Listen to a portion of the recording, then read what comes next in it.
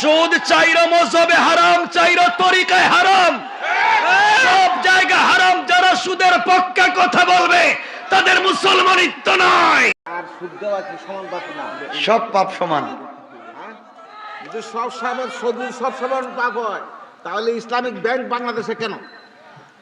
বাংলাদেশে Islamic bank নামে যে একটা ব্যাংক আছে, ইসলামিক ব্যাংক। এদেরকে বলতেছেন না আমারে বলতেছেন? এদেরকে বলতেছেন না আমারে বলতেছেন? আপনাকে বলতেছি। তে কাগজে লিখে দেন।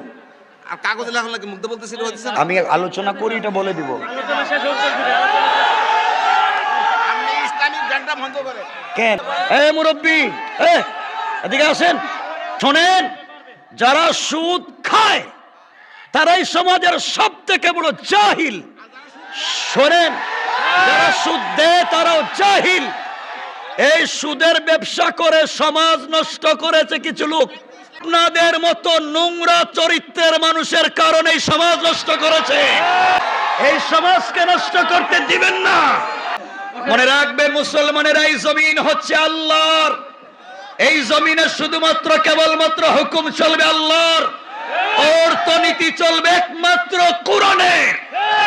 সুদের সাথে সম্পর্ক রেখে নামাজ পড়ে লাভ নয়।